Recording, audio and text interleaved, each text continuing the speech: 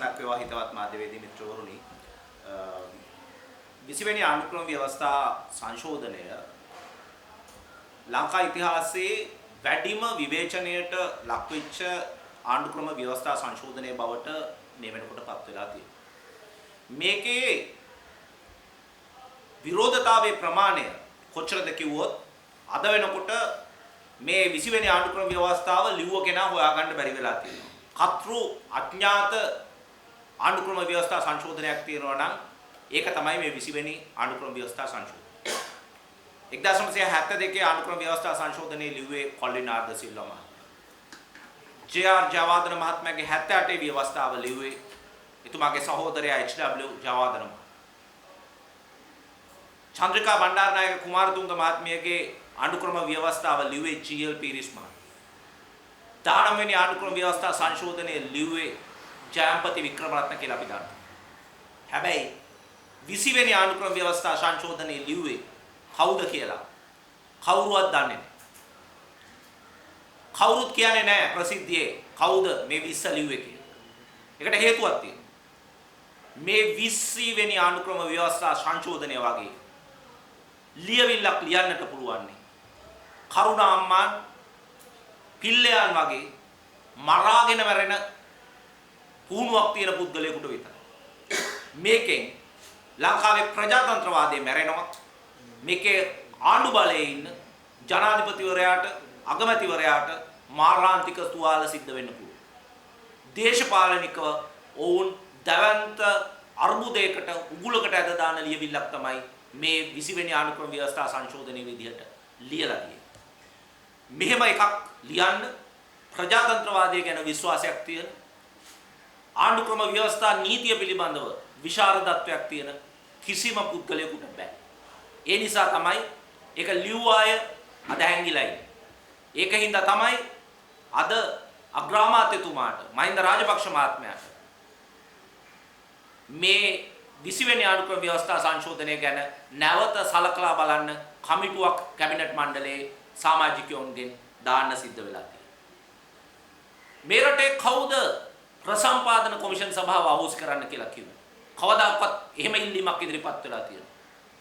කවුරු හරි මේ රටේ මිනිස්සු සිවිල් සංවිධාන පුරවැසියෝ දේශපාලන නායකයෝ විගණන කොමිෂන් සභාව අහෝසි කරන්න අයින් කරන්න කියලා යෝජනාවක් ඉදිරිපත් කරලා තියෙනවා. එහෙම එකක් කවුරුත් කිව්වේ නැහැ. කවුරුත් ඡන්ද දුන්නේ නැහැ. ප්‍රසම්පාදන කොමිසම අයින් කරන්න, විගණකාධිපති අයින් කරන්න කියලා. අධිකරණ සේවා කොමිෂන් සභාවේ සමාජිකයෝ විදිහට ඉන්නේ අග්‍ර විනිශ්චයකාරතුමා සහ අද ශ්‍රේෂ්ඨාධිකරණයේ ඉන්න ජ්‍යෙෂ්ඨම නීතිඥයෝද විනිසුරුවරු දෙන්න. දැන් මේක අයින් කරන්න කාටද උවමනාව තියෙන්නේ? ජ්‍යෙෂ්ඨ විනිශ්චයකාරවරු ඉදිරියේ කාට හරි උවමනාවක් තියනවාද කනිෂ්ඨ විනිශ්චයකාරව දාන්න කියලා ඉල්ලීමක් කරාද කවුරු හරි මේ රටේ?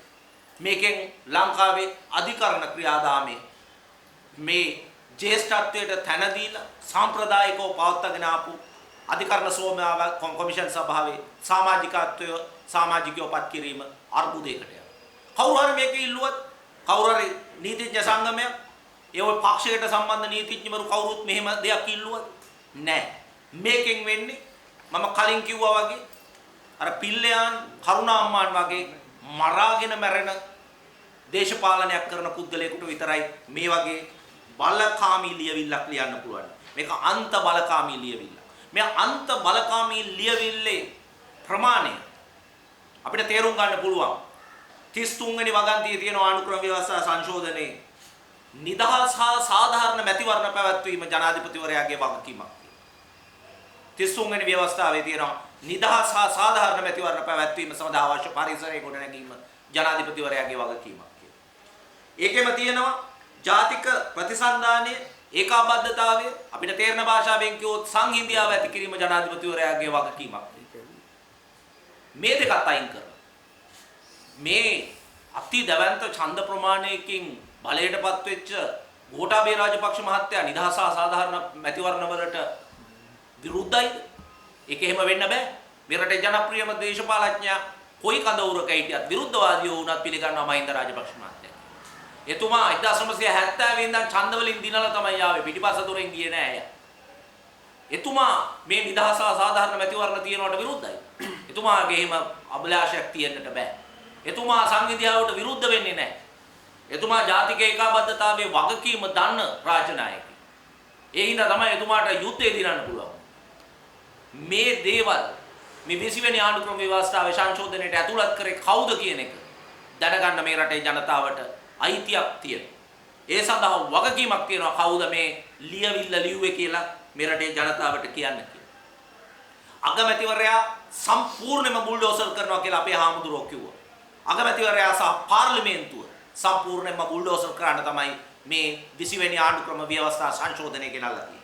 මේ 20 වෙනි ආණ්ඩුක්‍රම ව්‍යවස්ථා සංශෝධනයේදී අපිට මතකයි 1978 හිටපු අග්‍රාමාත්‍යතුමා 1981 82 කාලේදී ආර් ප්‍රේමදාස මහත්තයා කිව්වා මම අගමැති වුණාට මම පියන් කෙනෙක් වගේ කියලා.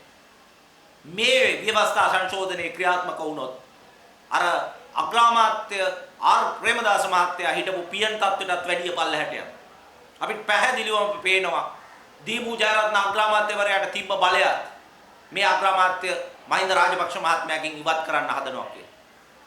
මහින්ද රාජපක්ෂ මහත්මයාගේ අග්‍රාමාත්‍යවරයා වෙලා හිටපු රත්නසිරි වික්‍රමනායක මහත්තයාට තිබ්බ බලයත් මේ 20 වෙනි ආණ්ඩුක්‍රම ව්‍යවස්ථා සංශෝධනයෙන් පස්සේ මහින්ද රාජපක්ෂ මහත්තයාට හරි එතුමාගේ උපදේශ පරිදි පත් කරලා තියෙන කැබිනට් මණ්ඩලයට හරි දැන් මහින්ද රාජපක්ෂ අග්‍රාමාත්‍යවරයාගේ උපදේශ පරිදි තමයි එතුමාගේ යෝජනා අනුව තමයි මේ කැබිනට් එක පත් කරලා තියෙන්නේ. හැබැයි අග්‍රාමාත්‍යතුමාටත් කැබිනට් මණ්ඩලයටත් ඒ තියෙන සියලුම බලය මේ 20 වෙනි ආණ්ඩුක්‍රම ව්‍යවස්ථා සංශෝධනය ක්‍රියාත්මක වුණාට පස්සේ ක්‍රියාත්මක වුණොත් නැති වෙනවා.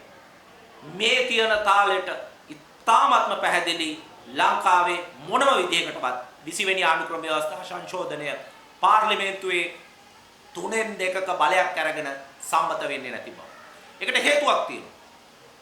මේ වෙනකොට පාර්ලිමේන්තුවේ අති බහුතරයක් ආණ්ඩු පක්ෂයේ කණ්ඩායම් මේ ව්‍යවස්ථා සංශෝධනයට එලිපිටත් තමන්ගේ කණ්ඩායම් තුලත් විරුද්ධ ප්‍රතිවිරුද්ධ අදහස් දක්වලා ගුණදාස අමරසේකර මහත්මයා, නලින් සිල්වා මහත්මයා, මේ ඇමතිවරු ගණනාවක්, විමල් වීරවංශ මේකට කැමති නැහැ, උදේ ගම්මන්පිල මේකට කැමති නැහැ, වාසුදේව නානායක්කාර මේකට කැමති නැහැ, අසංක නවරත්න ඊ කියලා තිබ්බා මොකක්ද මේ தত্ত্বය කියලා. රාජපක්ෂ පවුලට ළඟම නීතිඥවරු මේකට විරුද්ධයි. ඒ අය මේකට සංශෝධන ඉදිරිපත් කරන්න ඕනේ කියන යෝජනාව දැන් ගෙනල්ලා තියෙනවා.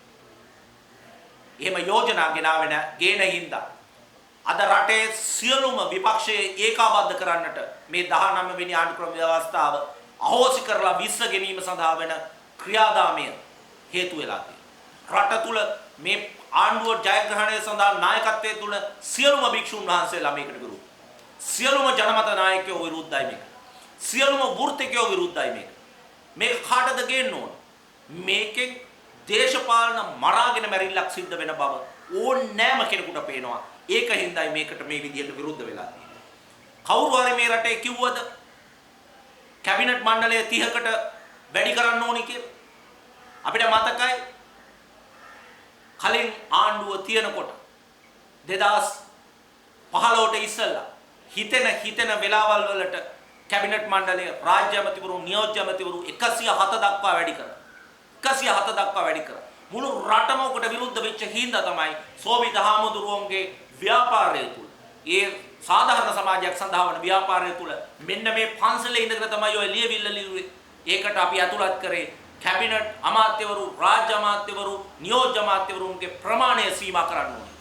අද කවුරු හරි ඇවිල්ලා කියනවාද මේ කැබිනට් අමාත්‍යවරු 30 දෙනාගේ ප්‍රමාණය රාජ්‍ය අමාත්‍යවරුන්ගේ, නියෝජ්‍ය අමාත්‍යවරුන්ගේ 40 සීමාව වැඩි කරන්න ඕනේ කියලා. මේවා උම්මත්තක වැඩ. මේවා ජන බලෙන් ආපු රාජ්‍ය නායකයෝ, අගමැතිවරු, ජනාධිපතිවරු රවට්ටලා කරන්න හදන වැඩ. ඒ නිසා ඉතාමත්ම පැහැදිලි මේ තියෙන තත්ත්වයේ යටතේ ලංකාවේ 20 වෙනි ආණ්ඩුක්‍රම ව්‍යවස්ථාව සංශෝධනය පාර්ලිමේන්තුවේ මේ තත්ත්වයෙන් නම් මොනම ආකාරයකට සම්මත වෙන්නේ නැහැ. අනිත් එකට ජනාධිපතිතුමාට මහ ජනතාවගේ ඡන්දයෙන් තේරීපත් වෙන බව ඇත. හැබැයි ඔය පාර්ලිමේන්තුවේ ඉන්න മന്ത്രിවරු 225 කතානායකවරයා මේ සියලුම දෙනා තේරිපත් වෙන්නේ ජනතාවගේ ඡන්දයෙන්. ජනතාවගේ ඡන්දයෙන් පත් වෙලා අවුරුද්දකට පස්සේ ඒ മന്ത്രിවරුන්ට පාර්ලිමේන්තුවේ ව්‍යවස්ථාදායක බලය අහෝසි කරන්න පාර්ලිමේන්තුව විසිරුවා හරින්න කවුරු හරි ඉල්ලනවා. අපිට මතකයි 2004 චන්ද්‍රිකා බණ්ඩාරනායක කුමාරතුංග එදාදී මේ එක්සත් ජාතික පෙරමුණු ආණ්ඩුව අවුරුදු දෙකෙන් ගෙදර යවනකොට ඒකට විරුද්ධව රටේ මතයක් තිබ්බා. කවුරුත් ඒක ඉල්ලුවේ නැහැ. මෙහෙම අවස්ථා ගණනාවකදීම අවුරුද්දෙන් දෙකෙන් ආණ්ඩු ගෙදර ගිය අවස්ථා තියෙනවා. ඡන්ද බලයද ඉල්ලනකොට කියන අවුරුදු 5ක් රටේ නීති හදන්න මිනිස්සු ඡන්දෙ දෙනවා. හැබැයි ජනාධිපතිවරයාට කේන්තියක් ගිය ගමන් ඒ පාර්ලිමේන්තුව ගෙදර යවන්න හදනවා. මේක සම්පූර්ණයෙන්ම පාර්ලිමේන්තුව බුල්ඩෝසර් කිරීමක් බවට පත් වෙනවා. ඒ නිසා මේ විදිහේ දේවල් වලට මේ විදිහේ උන්මත්තක යෝජනාවලට මේ පාර්ලිමේන්තුව සම්මත වෙන්නේ නැති බව අපි අවධාරණය කරලා කියනවා. මේකේ සීමාව මීට වැඩිය ගොඩාක් වැඩි. 53 වෙනි ව්‍යවස්ථාවේ තියෙනවා 7 වෙනි වගන්තිය යටතේ රට බෙදන්නට විරුද්ධව හැම മന്ത്രിවරයෙක්ම දියුරුමක් දෙන්න ඕන. රාජ්‍ය සේවයට පුද්ගලයෙක් ඇතුල් වෙනකොට ලිපිකරුවෙක් ඇතුල් වෙනකොට කම්කරුවෙක් ඇතුල් වෙනකොට ඒ කම්කරුවා පවා මේ දියුරුම දෙන්න ඕනේ. රට බෙදන්නට මම අරමුදල් දෙන්නේ නැහැ. රාජ්‍යයේ ඒකීය භාවය සොයිරේත්වයට ගරු කරනවා කියලා. මේකයි අයින් කරන්න හදනවා. මේක අයින් කරන්න තමයි ප්‍රභාකරන් පිල්ලයන් කරුණ ආයුධ අරගෙන සටන්ක. දැන් ඒකද මේ 20 වෙනි ආණ්ඩුක්‍රම ව්‍යවස්ථා සංශෝධනය තුල කරලා දෙන්න හදන්නේ. ඒකද 20 වෙනි ආණ්ඩුක්‍රම ව්‍යවස්ථා සංශෝධනය බලාපොරොත්තු කරුණට කරන්න බැරි වෙච්ච පිල්ලයන්ට කරන්න බැරි වෙච්ච ප්‍රභාකරන්ට කරන්න බැරි වෙච්ච දේ කරලා දෙන්නද මේ 53 වෙනි වගන්තියේ 7 වෙනි වගන්තියේ තියෙන දියුරුම ඉවත් කරන්න හදන්නේ කියන එක අපි අහනවා. මීට වැඩිය මේ රටේ සිවිල් සමාජයට පුද්ගලයන්ට පුරවැසියන්ට බලපාන අති විශාල නරක දේවල් මේ 20 වෙනි ආණ්ඩුක්‍රම ව්‍යවස්ථා සංශෝධනයේ තියෙනවා. හදිසි පනපනක් ගේනවා. හදිසි පනපනක් ගැනීම ඉතාමත්ම නරකයි. අපි දන්නවා සති අන්තයක දවස් 3ක් 4ක් නිවාඩු තියෙන සති අන්තයක තමයි මේ හදිසි පනක් ගෙනාවේ හැම වෙලාවෙම. ඒවා මේ රටේ මානව අයිතිවාසිකම් මිනිසුන්ගේ අම්මු උල්ලංඝනය කරනවා. ඒක නරක හින්දා තමයි මේ 19 වෙනි ආණ්ඩුක්‍රම ව්‍යවස්ථා සංශෝධනයේට මේ හදිසි පනක් අනිපනක් ගෙන එක බලක්කුයි. දැන් මොකද්ද වෙන්නේ? පනතක් ගැසට් කරලා දවස් 14ක් යනකල් ඒකට විරෝධය දක්වන්න පුරවැසියන්ට තිබ්බ ආයිතිය දවස් 7 දක්වා අඩු කරලා තියෙනවා. මේවා කාගේ යෝජනා? මේවා කාගේ ඉල්ලීම්ද? මේවද ප්‍රජාතන්ත්‍රවාදී සමාජයක තියෙන උනි ලක්ෂණ කියලා අපි. ඒවා ඔක්කොම අනිත් පැත්තට හරවන්න අපි විශ්වාස කරන්නේ නැහැ. පාර්ලිමේන්තුවේ වත්මන් മന്ത്രിවරු තමන්ගේ කිරණම් තමන්ගේ වල තමන්ගේ අතින් කපා ගනී. ඒ නිසා අපිට වැඩි විශ්වාසයක් තියෙනවා 20 වෙනි ආණ්ඩුක්‍රම ව්‍යවස්ථා සංශෝධනය මොනම ආකාරයකටවත් මේ තියෙන තත්වයෙන් පාර්ලිමේන්තුව තුල සම්මත වෙන්නේ නැහැ කියලා. ඒ සඳහා වන ජනබලය ගොඩනගන්න අපි කටයුතු කරනවා. අපි මේ ක්‍රියාවලිය පරාජය කරලා මිසක් ආපහු පස්ස බලන්නේ නැහැ. මොකද 20 වෙනි ආණ්ඩුක්‍රම ව්‍යවස්ථාව සංශෝධනය සම්මත වුණොත් එය නැවතවරක් මේ රටේ ලේ වැගිරීමක් දක්වා දුවන්න පුළුවන් වර්ධනය වෙන්න පුළුවන් ඊට ප්‍රස්තාව අපි දකින්න. බොහොමත්ම ස්තුතියි.